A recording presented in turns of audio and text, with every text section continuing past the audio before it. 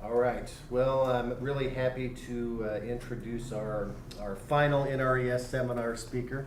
Saving the best for last, right? Dr. Vahid Rahmani from the Department of Biological and Agricultural Engineering.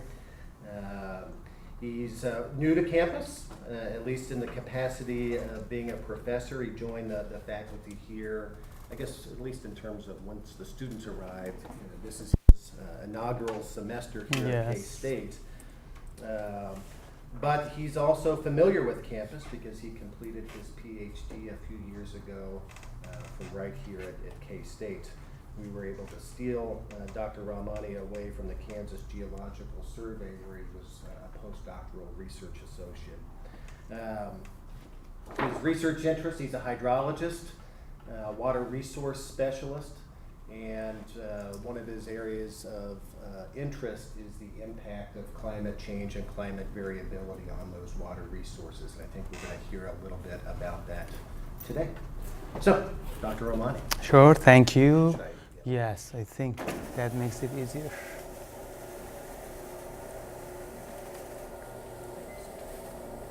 Just be a second, I think we'll have to stop. Okay, so while we're waiting for the screen to appear, thanks, John. I'm Vahid Rahmani from the Department of Biological and Agricultural Engineering. I do work on water, different type of challenges with water, groundwater, surface water. My main focus is surface water. I do work on groundwater just a little bit.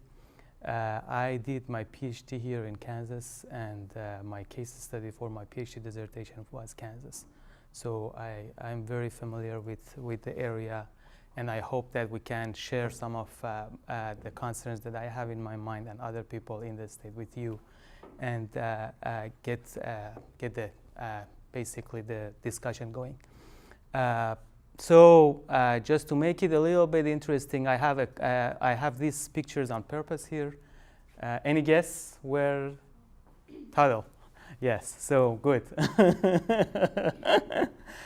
So this is the Tuttle Creek. This is the whole reservoir, and this is the spillway. This area, and that's so I made it. I hid it, but so you guessed it too early. So this is after the flood of 1993.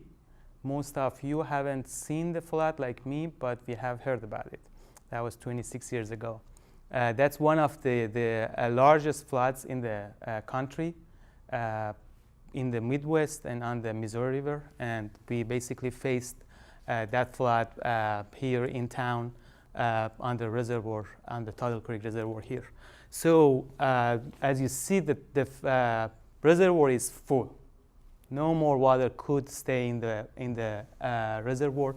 So they opened all the gates here, but it was not enough. They had to open all the spillway gates as well. And that's the only time that they opened those gates in the history of that dam. But if they did not open those gates, a disaster could happen. And still, even another day or so of rain could make a disaster at that time, because the reservoir was full and the dam was very close to be breached and be failed, basically because of that huge water. So a couple of notes here. One, that so we had water, but we couldn't use it, so we lost it, right? We had too much water at that time, so we had to lose it. Another thing, this is after like probably a day or two, I guess 11, probably this picture is I guess 10th or 9th. So when they close those gates, you can see the impact of the water in the channel. So all the channel was eroded, and all those debris will be moving downstream, but you can see what could be the impact of a huge water flow on our streams and channels. So the main reason that I picked those, this is the similar challenge in the whole world right now. In China, they have this similar case. They have floods, they have reservoirs, so they lose their water, and then they will see the impacts. In California right now, similar thing, or Texas actually. A couple of months ago, similar issue happened. California is the other way right now. California is under drought. they don't see many floods. I will talk about that later in the presentation again. So what I will try to do, I will try to share with you a couple of the research ideas that my group is doing right now and we have been busy with over the past few years in Kansas. And so I will talk about the global climate change and what is the local impact of that in Kansas. And then I will talk about one of the greatest grand challenges, water, enough water where we need it. Then I will try to address those in research ideas. I will talk about the precipitation pattern in the state and also what would be the impact of extreme events as a consequence of climate change on large reservoirs and small impoundments in the state. And then I will open the discussion on water management concerns on both surface water and groundwater. Surface water is more focused in the eastern part of the state and groundwater more in the western Kansas, and we'll discuss why is that. So global warming, you may have seen this figure already before, but what the picture shows is that, so if you have the global temperature here and the CO2 here, this is the temperature, these bars, and then this line is the CO2. So as the CO2 is going up, the temperature is going up as well. So it's, they are connected together. Basically, this is what the picture shows. And then starting from 1960, so you see that it's increasing for both, but starting from 1960, it is much steeper, right? Like the slope here and the slope here are totally different. So over the past 5 decades, we have been seeing a sharper increase in the global temperature as well as the CO2. What is the impact of global warming on runoff? This line is the temperature again, so which could be similar to these bars, but this blue line is the runoff in the world. The temperature is going up, but the runoff in the world as an average doesn't change that much. Probably in the last, this is 1990, right? Or 80, I don't see it. But yeah, on the last 30 years or 40 years, it is going up a little bit. So that's the impact on the runoff, which could be used as a natural resources rather than letting it go. What are some of the challenges? So we want to have access to reliable and sustainable water when we need it, not just wherever it comes. So we have to find ways to be able to have the clean water whenever we want it and whenever we need it. Population is going up, right? So we need more food to feed the people. To have more food, we have to irrigate more to have more products in our farms. So we need more water. On the other hand, land cover is changing because of climate change, because of urbanization. We have people moving from rural areas to urban areas, so the land use is changing.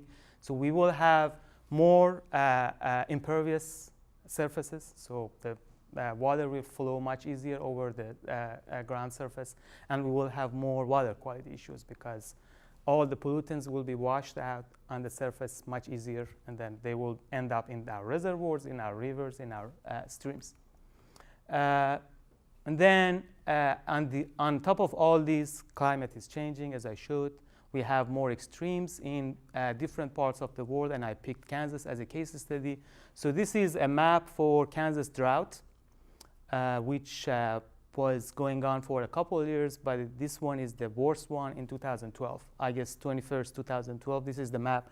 And so there are 5 classes for drought, and the 2 worst ones are the extreme drought and the exceptional drought. You can kind of see that most of the state is under exceptional or extreme drought. So very, very harsh situation. On the other hand, Kansas is a very interesting place. So this is in Manhattan, May 4th, 2015, just last year. That's so this is the U-Haul place on 3rd Street and Fort Riley, if you can, I don't know if you were in town that time last year, but so you can see basically drought and floods in one state, in one location.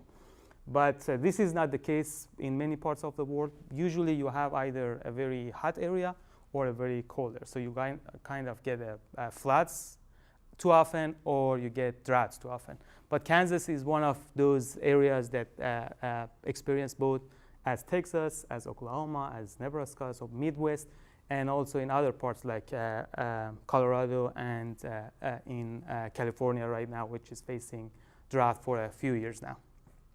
So can we basically balance the water? So we have too much water here and we don't have water here.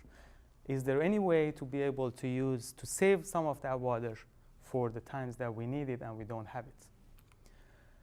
So I will share with you a couple of research ideas that we have been doing. I will have a very brief explanation on each research, and it's going to be open for questions and your feedback. We can discuss about this. So this is a map of the annual rainfall in Kansas. It starts from like 400 millimeter or 500, which is 20 inches, and it goes up to 1,000 millimeter, which is almost 40 inches. So the red color shows less precipitation, the blue color shows higher. So you can see that western Kansas gets almost half of rain as eastern Kansas. So you have much more water in the eastern Kansas. Then this is the temporal change of the annual rainfall over a century. This is the picture is a little bit small, but basically what the picture shows, the graph shows, this is anyone from West Kansas? Eastern Kansas? All from? So where are you from? Kansas City? Topeka. So the closest station that I have here to those, one is Ottawa, one is Atchison. Atchison is northeast, so very close to Kansas City. And then Manhattan might be the closest to, or Lawrence might be the closest to Topeka. But anyhow, so what the graph shows, on the west side, we have the western stations, San Francisco, Tribune, Lakin, Elkhart, and on the eastern side, Columbus, Fort Scott, Ottawa, Atchison. You can kind of see that this is the blue line is the slope of the temporal change in the rainfall. So if it's going up, that means that the rainfall over the last century has been going up. We have more rain over the last century in any of these towns. So you kind of see the slope of these lines in the east are sharper. If you compare the slope, so basically not only you have more rain in the east, you also get more and more in the east. So west basically is in a very, very serious situation now. That's the similar map, but on extremes. So that's extreme events like floods, how often we have huge runoff and flood events. Again, in the western, that's the trend. The lighter color shows lower values, the darker color shows higher values. So again, you see that trend from west to east. So not only we have more rain, and we are getting more rain, but also we have more floods in the east than the western Kansas. That's not, so you basically don't expect that to happen everywhere. That's like if you have less rain, you expect to have less floods also. No, that's not always the case. In some other parts of the world, you have less rain, but you have more floods. But here in Kansas, that's the case.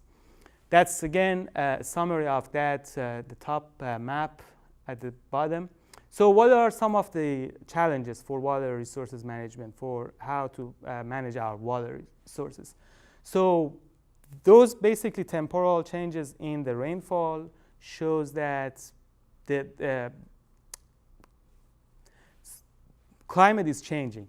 That's the term, they call it stationary, is that, and what that means is that, so we used to assume that we had a flat slope for rain. So go back 50 years ago, you had same amount of rain that you have today. But that's not the case. We just saw that. So we don't have a flat slope anymore. It is going up. So you have to basically come up with new design criteria and new ways to capture this water or to deal with it, to handle it.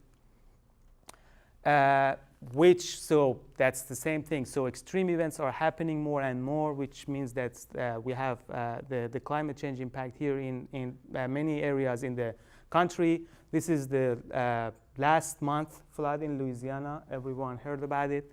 So you see how it can damage the infrastructures. And that's the Colorado flood like 3 years ago.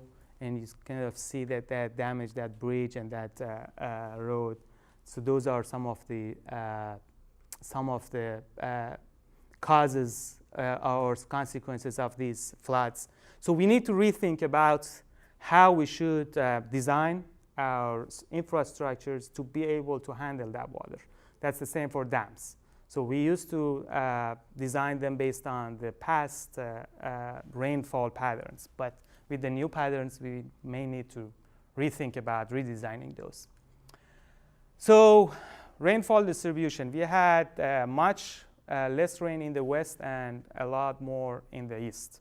We should think about short and long-term decision-making strategies to be able to use the water in a balanced way in both areas. So if you have more water in the east, would be there any way to transfer some of that to the west? That's one of the ways that we are thinking about it right now as in a state level. Or can we store the water in the west when there is a rain and then use it in a drought period?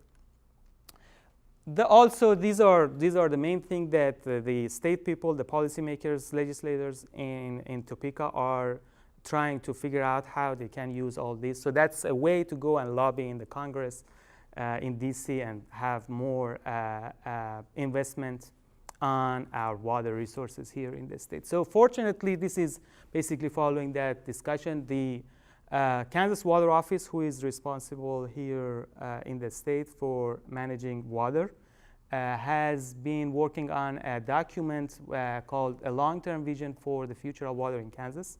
The Kansas Water Office, KWO, and then governor is supporting this work. So they put together a vision for the next 50 years. So by I think it's by 2050. So it's like next 35 years. So they are trying to address some of the issues that we talked about. So they want to discuss the surface water and groundwater challenges here in the state. Basically, they want to reduce the vulnerability to extreme events, not to have damage to our infrastructures, our dams, our roads, our channels, and also not to have a lot of damage to our crops when there is a drought rather than a flood.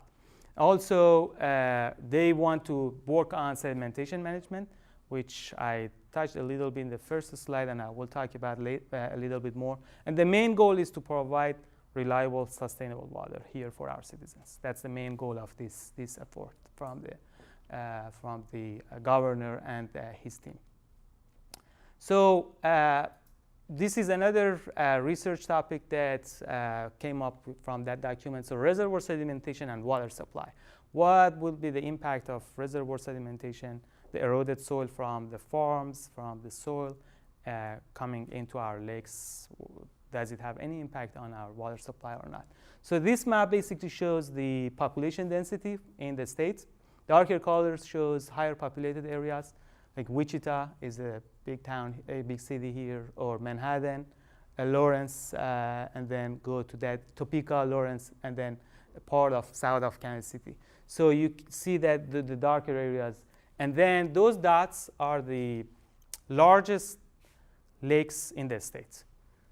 Manhattan, the top one, the northern one is Tuttle Creek, and then the one in the west is Milford, if you are familiar with the area. Wichita, west of Wichita is Cheney Lake, and then there is Lawrence Dead Star, then there is the Perry Lake and Clinton Lake and Elk City. So you kind of see that some of the biggest reservoirs are built very close to the populated area where they can use the water as their drinking water or other resources.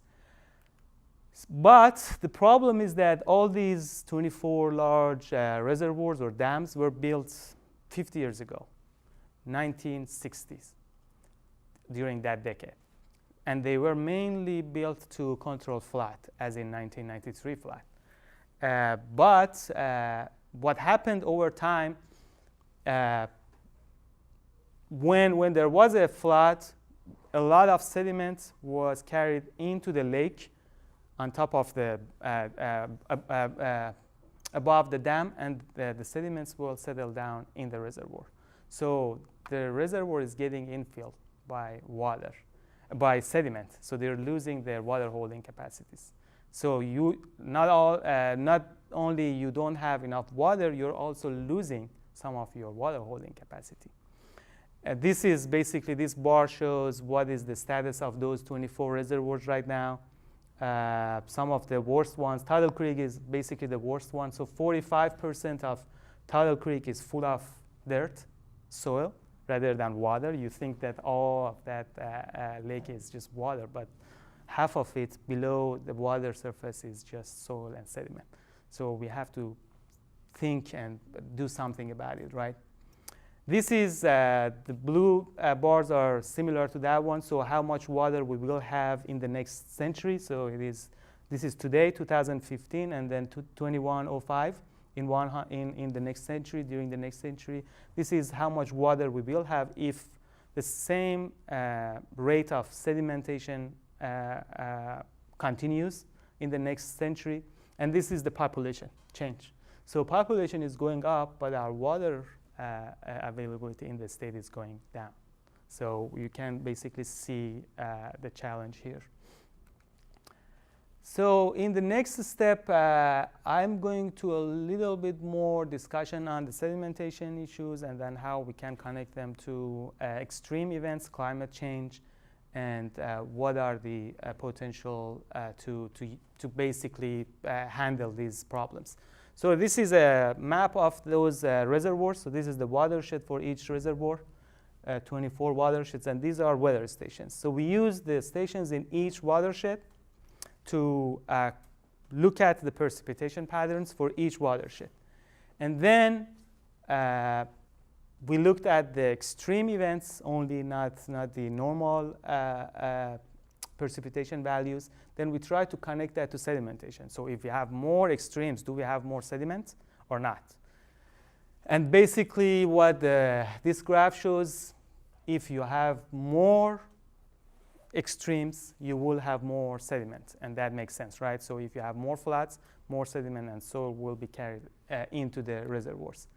How about precipitation magnitude? So if you have larger events, do you get more sediment into those reservoirs or not? Yes. Again, that makes sense. So if you have more extremes and larger extremes, you will have more sedimentation in those reservoirs, and we have more and larger extremes in those maps that I showed you. So, so all of these are happening together. So in the next part, I will still talk about the sedimentation in our reservoirs, but a little bit on the ecosystem and wetland areas. So what we think is that when a flood happens, it will carry a lot of sediment, suspended solids with it, and as soon as it hits the water body, so imagine this is Tidal Creek Dam, and this is the lake behind the dam, and then so here is the river. So as soon as the river hits this huge water body, it slows down dramatically, right? So the velocity of the water is very dropped, and then these particles in the water start settling down, especially in the upper part of the reservoir rather than closer to the dam, because it slows down here a lot. And then so coarser particles will start depositing here, and then finer particles will move down closer to the dam. So what happens here is that, so this area will get shallower, shallower, and shallower. And there is a possibility that wetlands may start develop in that area. So wetlands needs a couple conditions to develop, right? So shallow water, which will cause the sunlight to penetrate into the water and act as a source for the organisms there. And then the other thing that you need for a wetland is nutrients, food. Nutrients will come from our farms, fertilizers, so nitrogen, phosphorus, that's the food, and then the soil properties. So soil condition will change over time. So a wetland area may develop in that part in the upper end. So what are the concerns if that happens? So basically what we saw that in the upper end, we will have more sediment depositing. And the shallower, one of the concerns is that as these reservoirs get shallower and shallower, we have to release water more often, right? We used to have this much space to store water, but now we have only this much. So in the past, if we had a flood, we could save it, store it, the water, but now because it's the reservoirs are getting infilled by sediments, we are losing the other half of the water, so it's gone. So some of the ideas is that, so should we go and manage that upper end to act as a wetland, which will help to improve the water quality in the whole water body, or should we go and remove the sediments in that upper end area to make the storage capacity available again to store water? So those are some of the ideas that we can think about, right? The other thing is, so small lakes now in the state. So this is a map of number of the water bodies per square mile in the state. Darker colors shows that you have more water bodies. You have more lakes, more farm ponds, more state lakes, more reservoirs. So any water body that is in the state, darker color shows more. And in the eastern side, you kind of see that you have more water body density. So we try to study that boundary shape, which is the Delaware River Basin on the Perry Lake. So that's the watershed for Perry Lake, and the dots are the water bodies. So you kind of see how many water bodies you have in that basin. So we think that, usually these ponds, especially the smaller ones, are located here. And then as you get closer to the reservoir, you will see larger water bodies. So is there any way to capture some of the sediment in those ponds upstream, rather than letting the sediment come into the reservoir and then basically threaten the water holding capacity here? Is there any way to store the water there and then use them when we need them? Right now, we built them like 50 years ago. At that time, the main purpose was to do some conservation practices. But over time, right now, no one is using them, not even for fishing, because the water quality in those ponds are really bad. So we can't even fish in them. But they are there. So is there any opportunity to use them to store some of the water or capture some of the sediment there?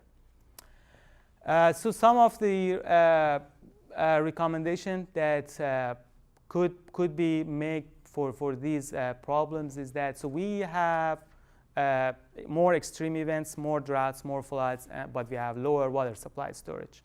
So for the lakes that are really full of sediment, like Tuttle Creek, probably the immediate action that we need to take is to start removing that sediment from the dam.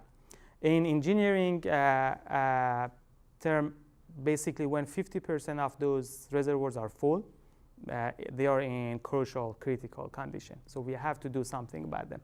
So this is a very expensive way to do it. So you can basically just go with your equipment and start removing all those sediments from the bottom of the lake, which is very, very expensive, and it's not sustainable, right? Because, okay, you do it today, in the next 20 years, you have to come back again, do it again, which is very expensive. But that's something that we can do, at least for the ones that are in critical conditions, like Tuttle Creek or John Redman. John Redman, all the water was supposed to be a backup for the cooling system in Wolf Creek. So they are using that for the nuclear system down close to Wolf Creek. And so they had to come up with a way to have the water available for that purpose. What other actions we can take? So we probably can do some conservation activities in the upstream to reduce the erosion, to reduce the sediment, right? We can do some channel restoration, stabilization, so we can design or change our channel paths in a way to reduce the sedimentation and the deposition of sediment into the reservoirs and streams. Or we can also use those ponds as an opportunity to store more water or to take to take more sediments there. And also we can use that upper end of the reservoirs as a wetland, which will help us to improve the water quality as well as taking care of the sedimentation. This is another way, an engineering way to do it also. You can also bypass some of the water during the floods, right? So you can make a new channel from the upstream of each reservoir to downstream to below the dam. And then whenever there is a flood, you just bypass the water into that channel instead of letting it going to the reservoir, because you don't have any more space to save them. So you have to release them. So why not just bypassing them, and then the sediment will be bypassed as well. So the sediment is not going to the reservoir, and we don't need the water because we don't have any more space to store it. So, okay, I have a few more minutes. So going to the droughts problem, we talked about floods so far a lot. So going to the drought problem a little bit. The map that I showed you for precipitation in the state, so 20 inches of rain in the western Kansas, western part of the state, and 37 or 40 inches of rain in the eastern side. And these are the 24 large reservoirs that I showed you. So they are mainly located in the east. I think 18 of those are located in the east, and only 6 of them are in the west.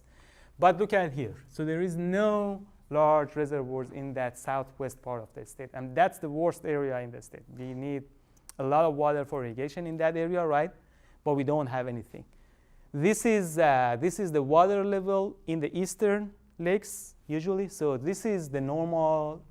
So I don't know if you see these lines or not. So there is 3 lines. This line is the sediment pool. So they saved this area for sediment. So they thought that only this much of the reservoir will be full of sediment. But for some reservoirs, the sediments are here. And then for this area, this is the area that you basically have the water for drinking, for irrigation, for recreation, fishing, all those things. And then this part is the safety part or flood pool. So you don't want the water to be in that area, and you will save it for flood events. So whenever you have a flood, you can let the water go up a little bit, because the inflow is much higher than the outflow. So you cannot let the water go out of the dam with these gates the same speed that it's coming in. So you basically save that water. So this is a case for eastern lakes. They are usually at their highest possible level. That's the highest possible level that Lake John Redmond can get to. You cannot save any more water here. If a flood comes, you have to open the gates, let the water go. But this is the case for western, southwestern, or western reservoirs. So the ones here in the west. This is the line that is here. So see where the water is. You don't have even enough water to save in those reservoirs. We don't have any rain because we have only 20 inches of rain. Then it's hot out there. It's so windy. So even if you have water, it evaporates very fast because it's so windy and it's so hot during summer. So not only you don't have enough water, you can't even save the water that you need. So this is comparison of these 2 lakes. So, but what they do, so in this area, so this is a map of the High Plains Aquifer, if you're familiar with that, the Ogallala in the Kansas part. So this is the aquifer. Then, so that's located in that area. So what they do, they are using most of that groundwater as their irrigation source. And that water in that aquifer is depleting. So we are using that water. And the speed of rainfall in that area, recharging the water into groundwater, is much slower than the speed that we are discharging the water for irrigation. So it's gonna die very soon. So we have to do something about it. So just a summary of what we talked about to make it. I know that I talked a few different topics. So to have a summary of what we talked about, we saw that climate change is happening. We have drought of 2012 as an example in the state, and the flood of last year in Manhattan. So we don't have enough water when we need it. When there is a flood, we can save the water, and when we need the water, there is a long drought. For the surface water, there were some challenges that we talked about. Sedimentation. As a result of extreme events, more sediments are coming into the reservoirs, and we are losing our water holding capacity. So we need to do something about it. Because of that, we have too often release. We don't have enough space to save the water. So anytime that we have a flood, we have to release, let the water go. And when, so for tidal, anytime that we open the gates, the water goes to Kansas River, and Kansas River goes to Missouri River. So the water is not ours anymore. It goes to the next state, and we don't know what they do with it. They may have to release it, like us, if they don't do something. But if they find a way to capture, to save that water, that's your water, so you can keep the water. And also, for especially the western part of the state, we have droughts, usually in summer, at least in the past few years. But we don't have enough water. We don't have enough rain. We don't have enough water stored in our reservoirs. So we have to basically use the groundwater. And then the other problem is that you need the water in the hottest time of the year, which is summer. That's our growing season. So whenever it's hottest, so hot, you don't have the water also. You get the rain, but that's not enough for us. So here we have a summer season rain, but still that's not even close to the water that we need. And then also, basically, the water that you use for your irrigation is a lot more than the water that you get from the rain, and if you can use that as a recharge to the groundwater. So thank you. That's all I had, and I would be happy to discuss any of the things that I shared with you or any question that you may have.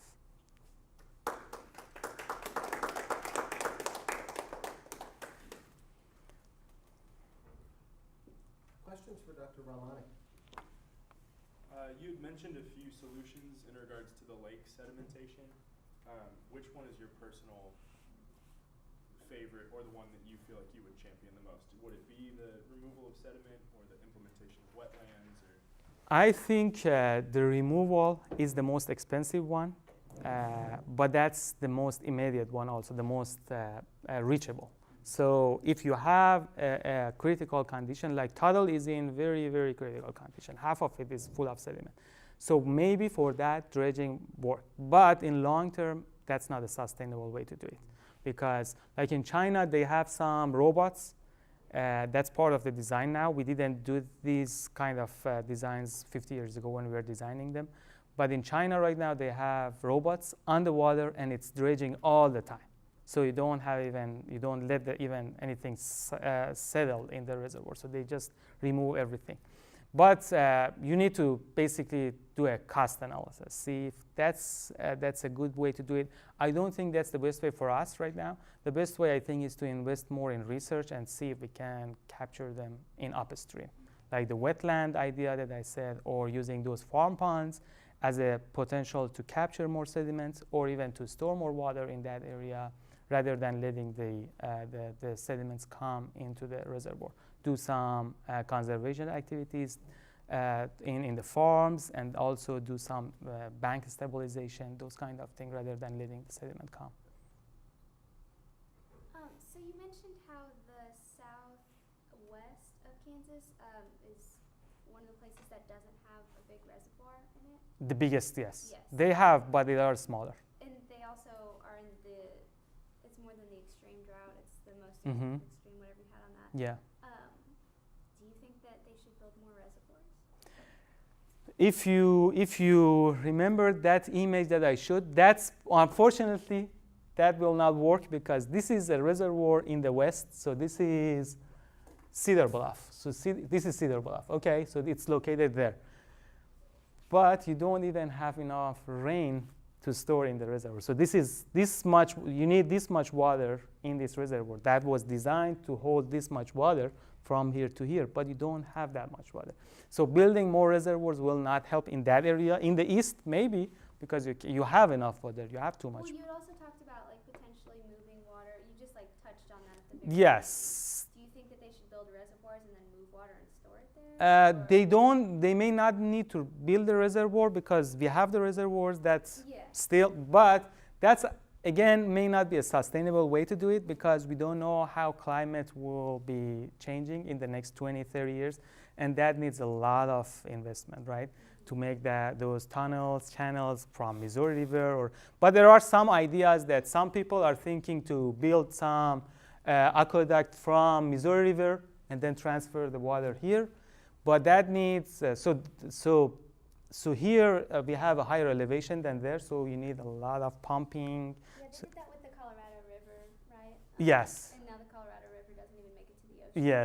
Yes. So those are some of the concerns. Some people think we may transfer the water from Canada. We have enough water there, but then we will use also the gravity rather than pumping. But I don't think those are sustainable solutions. Sustainable solutions should, I think, happen in the state and in the states that are around us, in Nebraska, in Colorado. So the states that we have to discuss about our water rights. So those are the states that we have to fight.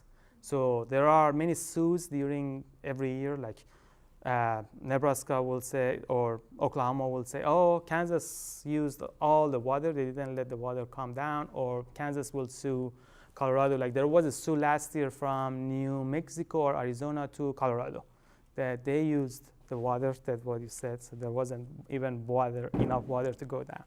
So. Okay, can I ask one more question? Sure. About that? What are your personal thoughts on how water is regulated? Like there's no federal regulation, it's just statewide. So states are suing each other over water. What do you think about that? I think because most of our rivers are interstate rivers, they are not. So like Kansas River will go and will cross Missouri. Yeah, Kansas River is ours, but it goes to Missouri. So I think nationally we can manage them better rather than because we have many of these rivers that cross many states, like Missouri River. Like Missouri River. Imagine about Missouri River. If the headwater state starts using or managing the water themselves, then all the below states will be in trouble for their water, right? Or Mississippi River. So I think it should be both. So it should be federal and state both at the same time, because nationally they kind of see how the rivers are connected, but then in the state level, we can think about how we can manage the water that we have here. This much water we have, like all these floods, we are just letting them go, but that's our water. How can we store that water? Because that rain may occur in Missouri also, in Missouri state. So they will have their own rain. They can use that as a resource, I think. Sure. Yeah. I'm Divine. I'm from Cameroon. I have 2 points. The first one is to buttress the fact that floods and droughts may come together. We have 5 agroecological zones from the Atlantic Ocean to Lake Chad, which is almost a desert. Sahel receives about 2 to 3 months of rain. So that part of the country had witnessed, I can say, historic droughts. They receive generally less than 2 to 4 months of rain a year. But the floods some floods when they want to occur there is level land, kill more people than elsewhere near the Atlantic. Yes. Yeah. The second point is my concern and image of thinking, should we get water from Canada or from Missouri River? Water security is sovereignty. If you allow the main source of your stream to belong to a different country, what happens? I take the case of Turkey and Israel.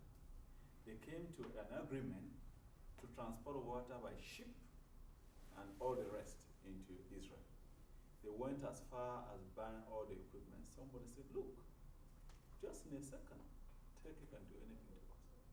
That's why they went into process of desalinization and all the rest. Okay. So when we are thinking of getting water from Canada, we should also consider that. Yes. Great comments, I think, yeah.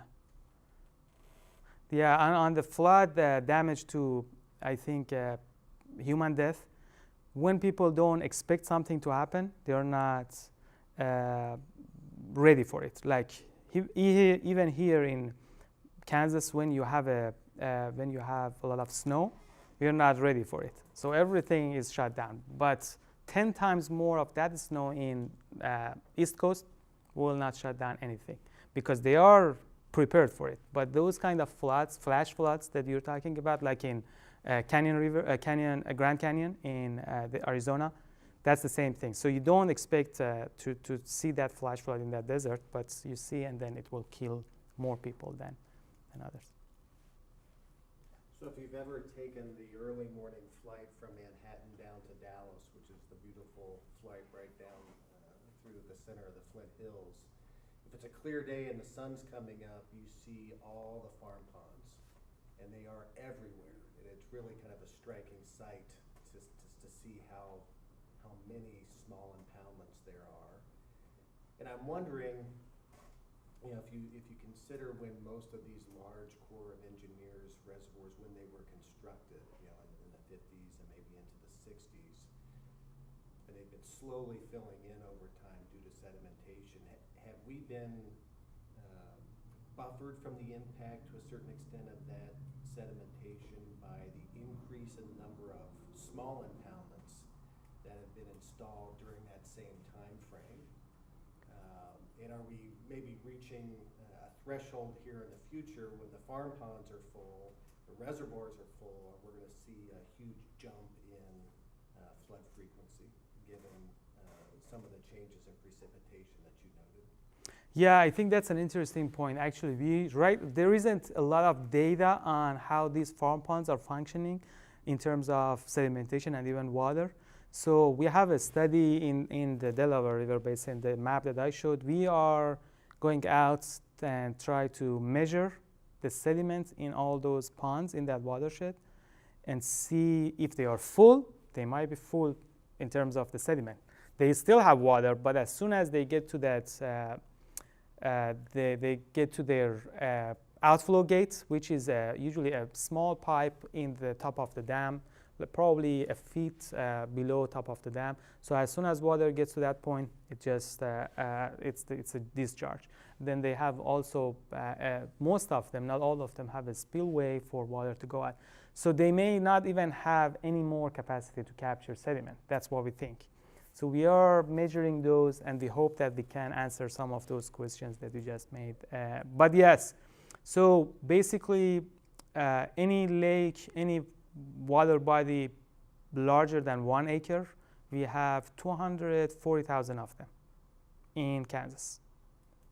We didn't have that number 50 years ago. We did not, yes. So it's being added. They stopped it a while ago because, like in West, they didn't see any value because they are usually empty, playas, now they call them. And in the East also, I don't know, but they did not use it. Most people use it as a livestock water storage right now, and because of that, it's very polluted because the cattle can go into the water and makes the water very dirty. So we are thinking that we hope that we can suggest some managements to the state level people, then they can go and help the farmers to do something about their farms or do something on their own. So somehow use that opportunity as one natural resources, basically storage.